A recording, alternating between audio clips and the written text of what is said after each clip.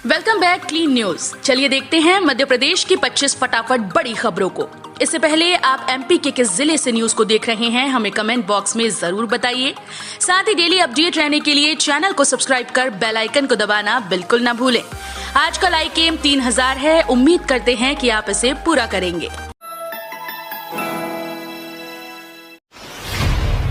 MP के 6 लाख सरकारी कर्मचारियों को मिल सकता है इंक्रीमेंट, 3000 रुपए तक होगा फायदा। मध्य प्रदेश के सरकारी कर्मचारियों के लिए खुशी की खबर है, जल्द ही उनका इंक्रीमेंट हो सकता है। सरकार सैलरी बढ़ने पर लगी रोक हटाने जा रही है। इंक्रीमेंट को लेकर फाइनेंशियल डिपार्टमेंट ने मसौदा भी सीएम ऑफिस को भेज दिया है। अगर सीएम इस पर अपनी मुहर लगा देते हैं तो इससे कर्मचारियों की सैलरी में एक्स्ट्रा 1200 रुपए और अधिकारियों की सैलरी में 3000 रुपए की बढ़ोतरी होगी।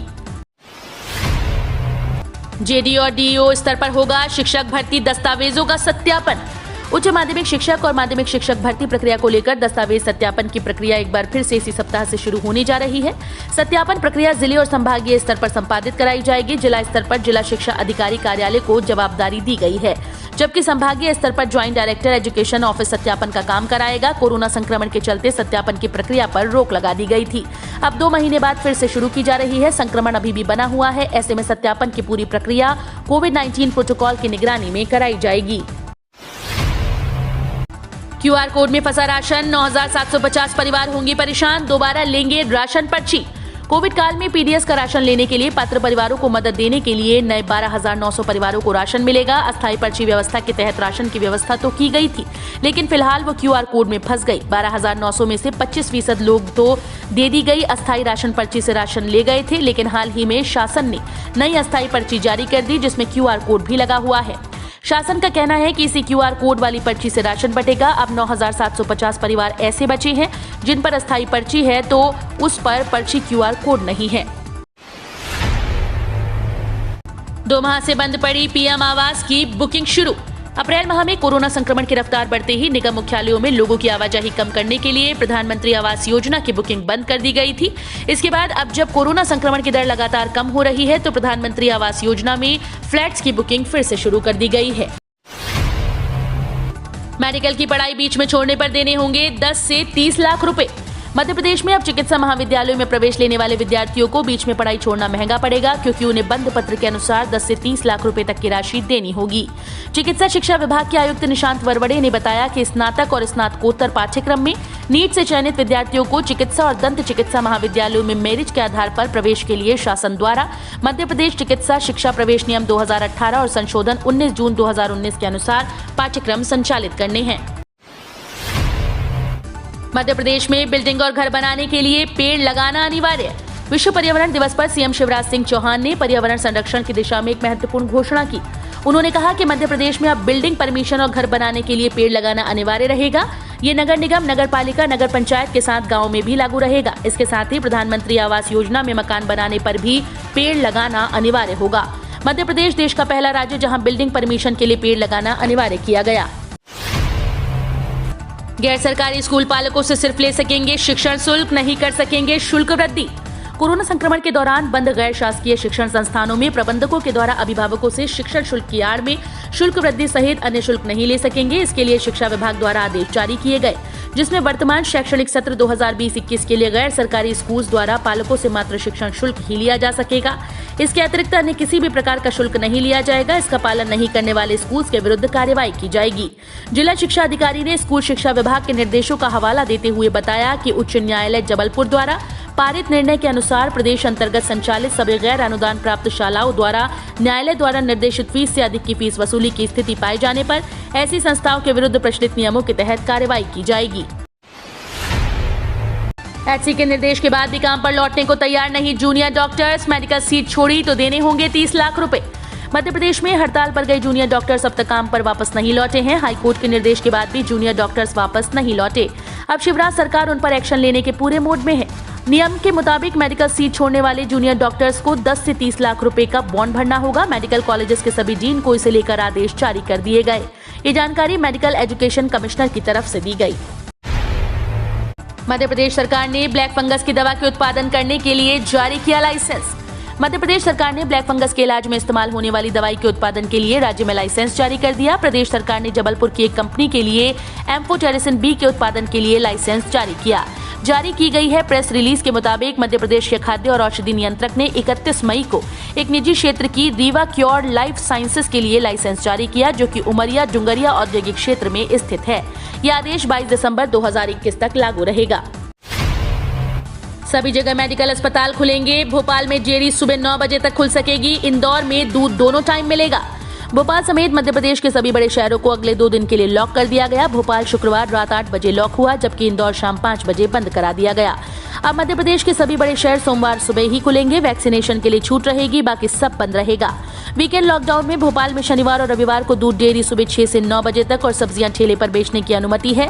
केमिस्ट व स्वास्थ्य सेवाओं से संबंधित प्रतिष्ठान खुल सकेंगे। बता दें, ये दिशा निर्देश जिला प्रशासन अनलॉक के आदेश के साथ ही जारी कर चुका है। सिर्फ थोड़ा और इंतजार, एयरपोर्ट जैसे दिखेंगे रेलवे स्टेशन व बस स्टैंड। आने वाले समय में ग्वालियर का रेलवे स्टेशन व मल्लगढ़ा के पास बनने वाले आईएसबीटी की बस स्टैंड से शहर के विकास की झलक देखने को मिलेगी। 240 करोड़ की लागत से रेलवे स्टेशन को संवारा जाएगा और 70 करोड़ से बस स्टैंड को। इन दोनों जगहों पर पहुंचने वाले यात्रियों की सुविधा का विशेष ध्यान रखा जाएगा। इतना ही नहीं, बसों की मॉनिटरिंग करने के लिए परिवहन विभाग कंट्रोल कमांड सेंटर भी खोल रहा है। इससे सड़क मार्ग पर यात्रियों का सफर सुरक्षित हो सकेगा। ये परिवर्तन आपको 2024 तक देखने को मिलेगा। ग्वालियर रेलवे स्टेशन का डिजाइन फाइनल हो चुका है, जिसका प्रेजेंटेशन व्योइंट सॉल्यूशन प्राइवेट लिमिटेड गुड़गांव ने तैयार किया है। एनएचएम ने इस राज्य में निकाली नौकरियां। 5215 पदों पर होगी नियुक्तियां। फौरन करें आवेदन। National health mission Madhya Pradesh ने आधिकारिक वेबसाइट पर अधिसूचना जारी कर 5000 से भी ज्यादा पदों पर आवेदन आमंत्रित किए। चयन प्रक्रिया के जरिए महिला स्वास्थ्य कार्यकर्ता और स्टाफ नर्स के 5215 पदों पर आवेदकों की भर्ती की जाएगी। 1 जून से आवेदन की प्रक्रिया शुरू हो चुकी है। इच्छुक अभ्यर्थी एनएचएम की आधिकारिक वेबसाइट www.nhmmp.gov.in पर जाकर ऑनलाइन आवेदन कर सकते हैं। चयनित आवेदकों को 20,000 रुपए तक का वेतन दिया जा सकता है। आंधी के साथ होगी भारी बारिश। इन जिलों में गिर सकती है बिजली। मध्य प्रदेश के ज्यादातर जिलों में प्री मानसून बारिश की संभावना है। कई जिलों में बारिश और बूंदाबांदी का दौर शुरू हो सकता है। मौसम विभाग ने शनिवार को ताजा बुलेटिन जारी कर लगभग पूरे मध्य प्रदेश में बारिश, बिजली चमकने या बिजली गिरने की आशंका व्यक्त की है।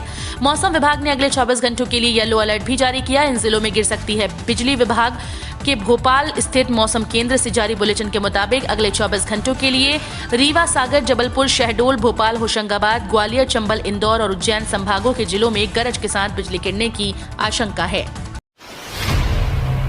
वैक्सीनेशन को लेकर सरकार पर दबाव बना रही कांग्रेस। राज्यपाल को सौंपा ज्ञापन। जल्द से जल्द वैक्सीनेशन को लेकर कांग्रेस सरकार पर दबाव बना रही है। कांग्रेस के एक प्रतिनिधि दल ने राजभवन पहुंचकर राष्ट्रपति के नाम ज्ञापन सौंप दिया। कांग्रेस के सीनियर लीडर सुरेश पचौरी के नेतृत्व में पूर्व मंत्री पीसी शर्मा, कांग्रेस विधायक आरिफ मसूद समेत कई कांग्रेसियों ने राजभवन जाकर वैक्सीनेशन को लेकर ज्ञापन दिया। कांग्रेस ने केंद्र सरकार की टीकाकरण नीति में विसंगतियां होने की शिकायत की है। कांग्रेस के मुताबिक देश में जितनी वैक्सीन की जरूरत है उतनी उपलब्ध नहीं है। केंद्र सरकार, राज्य सरकार और निजी अस्पतालों के लिए वैक्सीन की अलग अलग कीमत है। डिजिटल कृषि को मिलेगा बढ़ावा। कृषि मंत्रालय ने एग्री बाजार से किया करार। डिजिटल कृषि को बढ़ावा देने के लिए केंद्रीय कृषि मंत्रालय ने एग्री बाजार से महत्वपूर्ण करार किया। बता दें कि एग्री बाजार कृषि प्रौद्योगिकी बड़ा मंच है। इस करार के बाद ग्रामीण भारत में वैज्ञानिक दृष्टिकोण को बढ़ावा मिलेगा। वहीं डिजिटल कृषि को भी एक नई दिशा मिलने की संभावना है। इधर एग्री बाजार कृषि मंत्रालय के सहयोग से जल्द ही 3 प्रदेशों में डिजिटल कृषि को बढ़ावा देने के लिए पायलट प्रोजेक्ट शुरू करने जा रहा है। केंद्रीय कृषि मंत्री नरेंद्र तोमर के हवाले से इस संबंध में कंपनी ने एक बयान जारी किया। जल्द रखी जाएगी नोएडा एयरपोर्ट की नींव। शुभारंभ के लिए एसबीआई ने दिया इतना बड़ा लोन।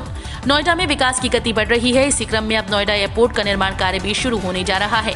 पहले चरण का निर्माण कार्य फाइनेंस हो गया है। स्टेट बैंक ऑफ इंडिया ने Yamuna international airport private limited को 3,725 करोड़ रुपए का लोन दिया है। बस अब कोरोना खत्म होने का इंतजार है। इसके बाद एयरपोर्ट की नींव रखी जाएगी। एसबीआई ग्राहकों के लिए जरूरी खबर। 1 जुलाई से बदल रहा सर्विस चार्ज। अगर आप भारतीय स्टेट बैंक के ग्राहक हैं तो आपके लिए बेहद जरूरी खबर है। एसबीआई अगले महीने 1 जुलाई 2021 से सर्विस चार्जेस में बदलाव कर रहा है। इसमें एसबीआई एटीएम ब्रांच से पैसे निकालने और चेकबुक जारी करने के शुल्क शामिल हैं। हालांकि ये बदलाव basic savings bank deposit account holders के लिए है। बेसिक सेविंग अकाउंट होल्डर्स के लिए एसबीआई के नए संशोधित सर्विस चार्ज 1 जुलाई 2021 से लागू होंगे। एसबीआई एटीएम से पहली 4 निकासी फ्री रहेगी। बैंक ने फ्री कैश ट्रांजैक्शन की लिमिट 4 कर दी है, यानी अब अगर आप स्टेट बैंक ऑफ इंडिया के एटीएम से 4 बार से ज्यादा पैसा निकालते हैं तो आपको 1 महीने में प्रति निकासी लेन देन पर 15 रुपए प्लस जीएसटी देना होगा। आपदा से हुए नुकसान पर क्लेम पाने के लिए किसानों को करना होगा बस ये काम। भारतीय कृषि बीमा कंपनी ने ट्वीट कर बताया कि प्रधानमंत्री फसल बीमा योजना के तहत स्थानीय आपदा के अंतर्गत बीमा लाभ लेने के लिए किसानों को क्या करना होगा। ट्वीट के मुताबिक स्थानीय आपदा के कारण हुई फसल नुकसान का लाभ देने के लिए किसान भाइयों को 72 घंटे के भीतर सूचना देना अनिवार्य है। ट्वीट के मुताबिक अगर भूस्खलन, ओलावृष्टि, प्राकृतिक आग, बादल फटना और जल प्लावन के कारण खड़ी फसल को नुकसान हुआ है तो किसानों को फसल बीमे का क्लेम मिलेगा। सरकार इस तारीख से शुरू कर सकती है मुफ्त एलपीजी रसोई गैस कनेक्शन देना। मोदी सरकार प्रधानमंत्री उज्ज्वला योजना के तहत मुफ्त में रसोई गैस कनेक्शन दे रही है। बिजनेस स्टैंडर्ड की खबर के मुताबिक जून के दूसरे हफ्ते से इस योजना का अगला चरण शुरू हो सकता है। प्रधानमंत्री उज्ज्वला योजना के तहत सरकार गरीबी रेखा से नीचे जीवन यापन करने वाले परिवारों के लिए घरेलू रसोई गैस यानी एलपीजी कनेक्शन मुहैया करती है। पेट्रोलियम और प्राकृतिक गैस मंत्रालय के सहयोग से ये योजना चलाई जा रही है। वित्तीय बोझ कम करने के लिए सरकार चूल्हे और पहले भरे हुए सिलेंडर की कीमत मासिक किश्तों में भरने की छूट देती है। भारत चीन व्यापार और कैलाश मानसरोवर यात्रा इस बार भी असंभव। KMVN के पर्यटन आवास गृह भी गुलजार रहते थे। कोरोना के कारण वर्ष 2020 में यात्रा संचालित नहीं हो पाई तो भारत चीन व्यापार भी ठप रहा। इस बार भी यात्रा और भारत चीन व्यापार नहीं होगा। इससे सीमांत के व्यापारियों सहित यात्रा और व्यापार से रोजगार पाने वाले लोग काफी निराश हैं। बूंदी ग्राम पंचायत के बाद सीमांत के गरब्यांग और गूंजी आदि गांव के लोग व्यापार और यात्रा करने की मांग कर रहे हैं, लेकिन कोरोना के कारण यात्रा शुरू होने का समय बीत चुका है। इस कारण कैलाश यात्रा और व्यापार शुरू होना संभव नहीं। तेल तिलहन उत्पादन में भारत को आत्मनिर्भर नहीं बनने देना चाहते ये लोग। 7,400 रुपए क्विंटल से नीचे सरसों नहीं बेच रहे किसान। देश में सरसों तेल की कीमतें आसमान छू रही हैं, वहीं सरसों के भाव भी लगातार अच्छे बने हुए हैं। खाद्य तेलों के आयात शुल्क में कमी की अफवाह गलत निकलने से विदेशी बाजारों में गिरावट का रुख कायम हो गया। दिल्ली तेल तिलहन बाजार में सोयाबीन और सीपीओ और पॉमोलिन तेल कीमतों में गिरावट आई। बाकी तेल तिलहनों के भाव पूर्व स्तर पर बंद हुए।